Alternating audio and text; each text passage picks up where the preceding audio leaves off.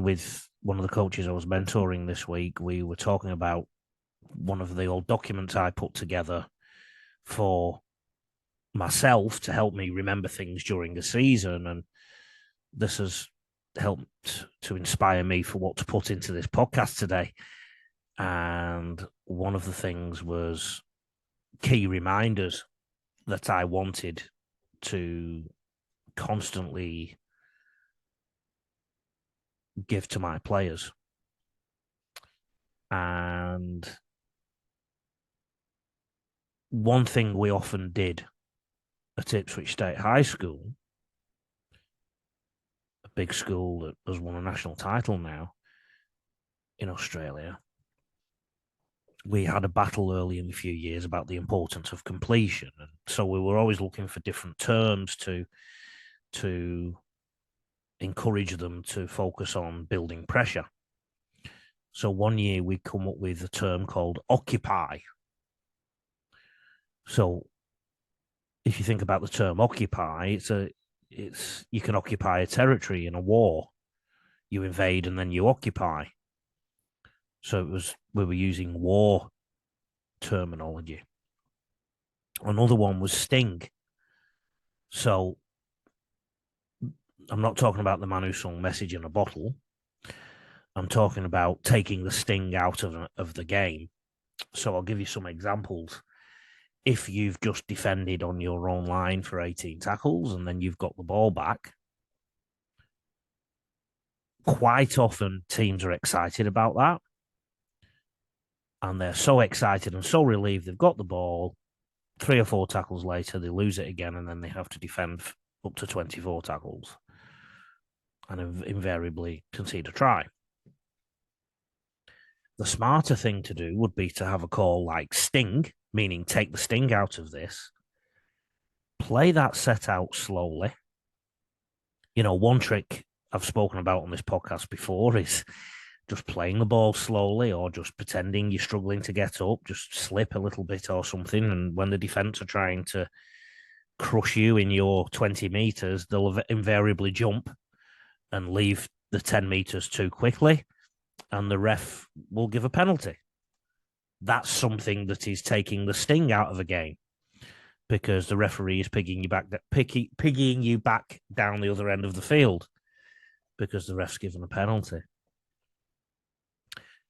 Another way of taking the sting out of the game would be to play that set really slowly and get your half or your 5'8", whoever's kicking, to kick the ball so it goes into touch with a couple of bounces and then walk to the scrum.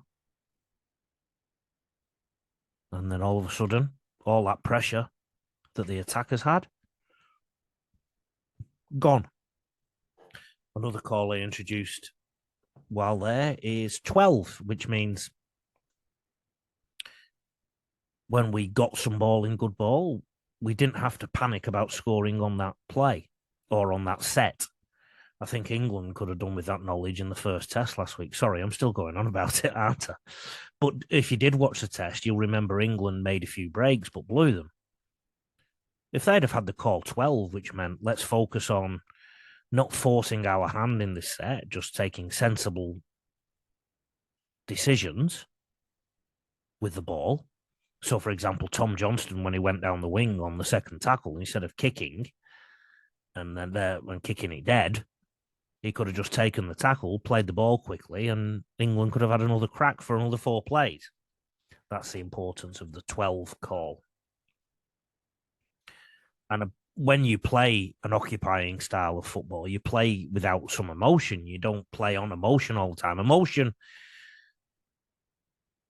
means sometimes you get excited. And when you get excited, you sometimes get confident. And when you get confident, you think you can do something amazing with a football, i.e. Jack Wellesby doing a Harbour Bridge pass early in the game last week. But then the difference is Reece Walsh, the opposing fullback, also passed a ball that went into touch. But it didn't affect him. Mentally, he just switched back on. And look at the second half he had. Jack Wellesby, the England fullback, went from bad to worse. So There's a mentality issue in there too. And in terms of using the war narrative, I like to coach in terms of talking about battles on the field. So a try is often the result of 2, 3, 4, 5, 6, 7, 8, 9, 10, 12 sets of football. Some of them have been stop-start because people drop balls. Others are just continuous levels of football. I think Channel 9 in Australia now do a stat pertaining to how long the ball is in play for. Well, that's what I would call a battle. Okay, so if you imagine 6 tries in a game, 4 tries to 2, the team that scored 4 has won 4 battles, because that battle will start with a kickoff of some kind, and then there'll be the toing and throwing of set construction from both teams and swapping possession, and then that will end with a try. And you need to win more battles than the opposition to win the war. Okay, so that's a way you can break your gameplay down. And remember that good teams don't give the opposition a breather. I've always prided my teams on putting the opposition under pressure on every single play. That's been my goal anyway. So, for example, if we're attacking, I don't want my players to stand still looking at the ball. I want them moving off the ball. I want any defender to think the ball could go anywhere at any time. And that means that the defenders will be alert to the ball as opposed to focusing on the person, which means they'll be defending the football as opposed to defending a person who they know is coming towards them. They'll be worried about where it's going next, and you might just get half a second that you can use to your advantage if you just work off the ball. It's something like 86% of the game is off the ball. And the teams that are better at the 86% tend to be good football sides.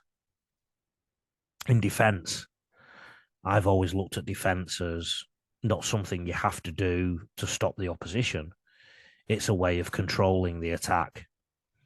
So, for example, if you tackle them a certain way with good tackle technique and ruck control, you are controlling the momentum of their game.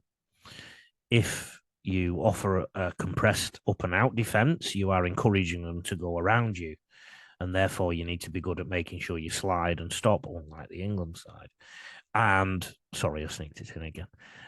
If you are a spread defense that's up and in, you need to be prepared that the opposition might try and go through you and get their noses through and get some momentum on you.